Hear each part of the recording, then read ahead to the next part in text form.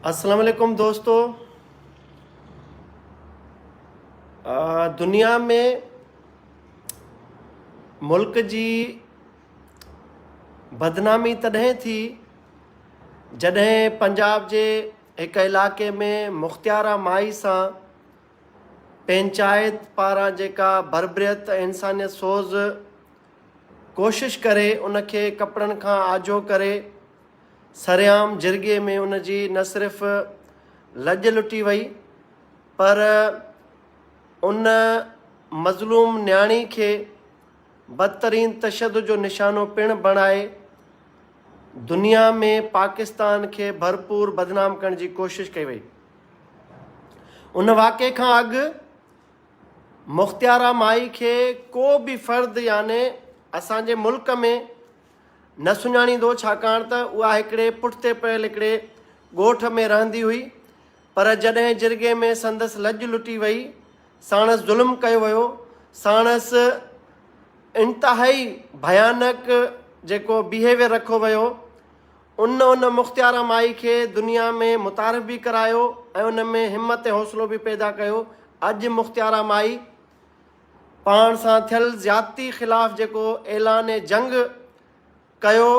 ऐं हिकिड़ो जिहाद शुरू कयो। अॼु उन औरत, उन बहादुर न्याणी दुनिया में मिसाल क़ाइमु कई आहे त जेके भी मुल्क में मज़लूम न्याणियूं आहिनि या उहो चौधराहट वारो जेको माइंड सेट आहे वॾेर को जागीरदाराणो,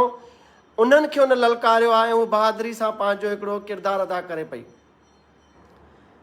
सिंध जेका सूफ़ियुनि जी सरज़मीन, अमन पसंद धरती धड़नि जी हिकिड़ी सरज़मीन आहे जेका दुनिया में तमामु ज़बरदस्त पंहिंजो शानदार तारुफ़ रखे पई। उन धरती में जेकॾहिं मीरपुर ख़ास जे तालके जुडो जे ॻोठ नओं ॻोठ जा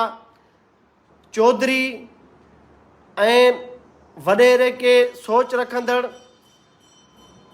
जाहिल इंसान जिन रियासत अंदरि पंहिंजूं रियासतूं क़ाइमु करे पंहिंजी कूड़ी अना खे गैरत खे तस्कीन ॾियण जे लाइ मुख्तियारा माई जहिड़ो हिकिड़ो ॿियो वाक़ियो कयो आहे जंहिं सिंध जी सींध खे मेरो करे छॾियो आहे। जेतोणीकि इन जा मुख़्तलिफ़ जेके इतलात अची रहिया आहिनि, ख़ुदि जेका न्याणियुनि जी वीडियो आहे उहा ई काफ़ी आहे जंहिंमें हू बयानु कनि पियूं त छा उन्हनि सां वयो वापरियो। पुलिस जूं कार्रवायूं, पुलिस जी दावा, इलाइक़े वासियुनि जा राया याने मुख़्तलिफ़ आहिनि, पर असां कंहिं बि बेस में वञण खां सवाइ, उन्हनि न्याणियुनि जो नालो खणण खां सवाइ, इन वाक़े जी डेप्थ में वञण खां सवाइ, इन ते जेतिरी न जी मज़म्मत कजे शदीद उहा घटि आहे। छाकाणि त इहो अमल नाक़ाबिले माफ़ी, नाक़ाबिले बर्दाश्त अमल आहे। थियण त ईअं घुरिजे आहे, जीअं इहो वाक़े जी इतला पुलिस खे पहुती त उन्हनि सॼनि बाअसर माण्हुनि खे, समूरनि बाअसर माण्हुनि खे, बदमाशनि खे, गुंडनि खे, समूरे ॻोठ खे जेके जेके उन जिरगे में या उन वेहक में मौजूदु हुआ, सभिनी खे चौधरीनि समेत, ॻोठ जे चङनि मुड़ुसनि समेत, उन सॼे बिरादरी जे समूरनि माण्हुनि खे ॿधी बंदि करे उन्हनि जे मथां दहशतगर्दी कलम हेठि FIR दाख़िल कई वञे। पर थियो छा, इन मामले खे बि पुलिस पंहिंजी रिवायती नाअहली, सुस्ती ऐं नॉर्मल पुलिसिंग वसीले हैंडल कयो आहे। टिनि चइनि आम माण्हुनि खे गिरफ़्तार करे हिन जी FIR दाख़िल करे ATC खां बग़ैर, ATC कलम खां बग़ैर हिन खे जेको आहे मामले खे लह मिटी करण जी कोशिशि कई वई आहे ऐं समूरी सिंध खे इन ते हिकिड़ी जस्टिफिकेशन ॾिनी वई आहे त बाबा पुलिस पाण मुरादी जेको आहे नोटिस वठी कार्रवाई कई ऐं माण्हू ॿधा ऐं मामिलो बस लह मिटी थी वियो। हाणे अदालतूं ॼाणनि, जवाबदार ॼाणनि ऐं न्याणियूं उते ई उहे रोअनि पियूं। त नए कोर्ट में जेको इहो वाक़ियो थियो आहे, इहो सिंध में वधंदड़ जनूनियत, वेशी दरिंदगी रियासत अंदरि रियासत क़ाइमु करणु, चौधराहट वॾेर को निज़ाम, जागीरदाराणो निज़ाम ऐं जिरगाई निज़ाम, इहा उनखे हथी वठाइण जे लाइ इहा हिकिड़ी कोशिशि हुई, जंहिंमें नियाणियुनि सां जेका बि कार्रवाई कई वई आहे। मूंखे त लफ़्ज़ न आहिनि, न मां उन ते ॻाल्हाइणु चाहियां थो। बहरहाल एतिरो ज़रूरु चवंदुसि त हीउ मुख़्तियार माई खां तमामु वॾो वाक़ियो आहे सिंध में। त हिन अमल ख़िलाफ़ उन्हनि नियाणियुनि खे इंसाफ़ ऐं तहफ़ुज़ फ़राहम करण लाइ तोड़े समूरी सिंध जी नियाणियुनि खे उहो अहसासु ॾियारण जे लाइ त उहे अकेलियूं न आहिनि। कंहिं बि हिकिड़े फ़र्द जे इनफ़रादी अमल खे जवाज़ बणाए घरनि में घिरी नियाणियुनि खे अगवा करे पंहिंजे ॻोठ में रखी, ओताक में ऐं वेड़े में रखी उनखे कपिड़नि खां आजो करे पंहिंजी कूड़ी अना खे तस्कीन ॾियणु, इहा बि गैरत न आहे, इहा इंतिहाई बेग़ैरताई आहे। जंग जो असूल हूंदो आहे, क़बाइली जहिड़े जो असूल हूंदो आहे त उन जंग में, जहिड़े में, खून रेज़ी में नियाणियूं, ॿार ऐं पीर सन आजा हूंदा आहिनि, उन्हनि खे को बि हथु न लाहींदो आहे जेकॾहिं गैरत हुजे कंहिंखे त। पर हिन वाक़े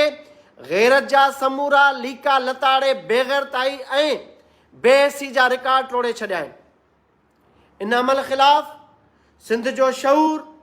सिंध जा साञावंद, सिंध जा समाजी वर्कर, सिंध जा गैरतमंद पुट 12 फेब्रुआरी छंछरु ॾिहाड़े मंझंदि जो 1 वॻे मीरपुर ख़ासि शहर में SSP ऐं DIG ऑफिस आॾो हिकिड़ो शानदार क़िस्म जो ज़बरदस्त ताक़तवर एहतजाज करणु वञनि पिया। अचो त हिन वाक़े ख़िलाफ़ सॼी दुनिया खे ॿुधायूं त सिंध नियाणियुनि जी मुहाफ़िज़ सरज़मीन आहे, सिंध लोई ऐं लॼ जी मुहाफ़िज़ सरज़मीन आहे। हिते इन क़िस्म जी जनूनियत ऐं इंतिहा पसंदी खे असां कंहिं बि क़िस्म सां फॿणु या उनखे वधणु न ॾींदासूं। अचो त हिन वाक़े ख़िलाफ़, अचो त हिन दरिंदगी ख़िलाफ़, अचो त हिन वहशीपणे ख़िलाफ़ 12 फेब्रुआरी छंछरु ॾिहाड़े मीरपुर ख़ासि शहर में मंझंदि जो 1 वॻे हज़ारनि जी तादाद में गॾु थी उन नियाणियुनि खे इहो अहसासु ॾियारायूं त असां तव्हांजा गैरतमंद भाइर, तव्हांजी लोई ऐं लॼ जा मुहाफ़िज़ थी हिते पहुता आहियूं ऐं समूरी दुनिया खे इहो ॿुधाईंदासूं त सिंध सूफ़ियुनि जी सरज़मीन आहे, सिंध मज़हबी हम-आहंगी ऐं मुख़्तलिफ़ ज़ुबानुनि जी सरज़मीन आहे। हिते असां बग़ैर कंहिं नफ़रत ऐं फ़र्क़ जे असां उन्हनि नियाणियुनि जा मुहाफ़िज़ बणंदासूं। ऐं मूंखे मुख़्तलिफ़ मुतज़ाद जेके इतलात आहिनि त भई हिकिड़ी फैमिली फिलाणी आहे बिलोंग करे थी, ॿी फैमिली रांगड़ आहे, यानी ॿई पंजाबी ऐं राजपूत फैमिलियूं आहिनि, त सिंधियुनि जो छा कमु या इन सां सिंधियुनि खे न ॻंढिजे। त उहे सोच जा हामिल माण्हू आहिनि जेके सिंध जी सरज़मीन ते जनमु वठंदड़ उन नियाणियुनि खे महज़ कंहिं हिकिड़ी ॿोली सां या हिकिड़ी कम्यूनिटी सां मनसूब करे इन मामले खे हरू भरू लहे मिटी करणु चाहिनि था। त उन्हनि खे ॿुधाइणु चाहियूं था त इहे नियाणियूं जेतोणीकि वसीम अख़्तर जेको एंटी सिंधी माण्हू आहे, रांगड़ आहे पाण, ही उन जे कम्यूनिटी सां तालुक़ु रखनि थियूं, पर असां उन रांगड़ फैमिली जे इन नियाणियुनि जा मुहाफ़िज़ आहियूं ऐं मीरपुर ख़ासि में पहुची उन वहशी दरिंदनि खे, उन्हनि जे सहूलियतकारनि खे, उन्हनि जे पुठि भराई कंदड़ चौधरियुनि वॾेरनि ऐं बासरनि खे ॿुधाईंदासूं त इन्हनि नियाणियुनि जे लोई ऐं लॼ जा रखवाला असां सिंध जा पुट आहियूं ऐं उन वक़्त ताईं उहो एहतिजाज जारी रखंदासूं जेसि ताईं उन सोच जे सहूलियतकारनि खे ऐं उन नियाणियुनि में जेके बि जिन बि माण्हुनि हथु विधा, जिन बि उन्हनि जी लॼ लुटी, जिन बि उन्हनि खे कपिड़नि खां आजो कयो, जिन माण्हुनि जेतिरा बि बासर आहिनि, जेसि ताईं समूरा गिरफ़्तार नथा थियनि ऐं उन FIR में ATC जो कलम नथो लॻायो वञे ऐं इहो बावर नथो करायो वञे त उन इलाइक़े में इन क़िस्म जे वाक़िअनि जी रोकथाम जे लाइ पुलिस तोड़े हुकुमरान तहरुक न वठंदा, तेसि ताईं इहो आवाज़ बंदि न थींदो, आवाज़ ख़ामोश न थींदो। त सिंध जी सुञाण धुरियुनि खे, साञावंदनि खे, को जेके बि समाजी कारकुन आहिनि, ज़िंदगी जे मुख़्तलिफ़ शोबनि सां तालुक़ु रखंदड़ दोस्त आहिनि, उहे 12 फेब्रुआरी छंछरु ॾिहाड़े मंझंदि जो 1 वॻे मीरपुर ख़ासि शहर पहुचनि। ख़ासि तौर ते उमरकोट जा दोस्त, मीरपुर ख़ासि ज़िले जा दोस्त ऐं थरपारकर सांगड़ जा दोस्त हैदराबाद जा दोस्त वधि खां वधि हिनखे जेको आहे दावत खे आम कनि ऐं माण्हुनि खे अपील कनि त असां 12 फरवरी ते मीरपुर ख़ासि शहर में पहुची उन्हनि नियाणियुनि जो तहफ़ुज़ बि कंदासीं, उन्हनि खे यकीन बि ॾियाराईंदासीं त असां हज़ारे सिंध जा पुट तव्हां भेनरुनि सां गॾु आहियूं ऐं उन माइंड सेट उन्हनि गुंडनि दहशतगर्दनि बदमाशनि खे ललकारींदासीं। उन इलाइक़े में पहुची ऐं पुलिस खे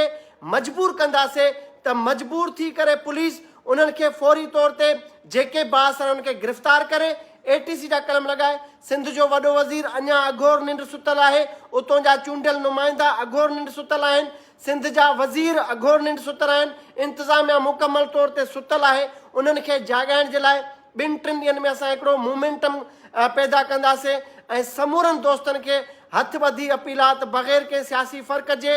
ज़ुबान जे फ़र्क़ जे अचो 12 फरवरी ते मंझंदि जो 1 वॻे मां कराची खां दोस्तनि समेत उते शिरकत कंदुसि। तव्हां जेके बि भर जे इलाइक़े वारा आहियो, तालकनि जा माण्हू आहियो, ॻोठनि जा माण्हू आहियो, मीरपुर शहर जा माण्हू आहियो, उते पहुचो ऐं हिकिड़ो ज़बरदस्त क़िस्म जो धरणो हणंदासीं। समूरनि दोस्तनि जो इंतज़ारु रहंदो। 12 फरवरी ते सिंध जी जेका मेरी सींध आहे उन जी सींध संवारण जे लाइ, सिंध जी नियाणियुनि खे तहफ़ुज़ फ़राहम करण जे लाइ ऐं सिंध जी सींध खे मेरो करण जी कोशिशि कंदड़ उन्हनि बदमस्त दहशतगर्दनि खे लगाम ॾियण जे लाइ मीरपुर ख़ासि में गॾु थींदासीं। तव्हां सभिनी जो इंतज़ारु रहंदो। साथ सलामत, सिंध सलामत।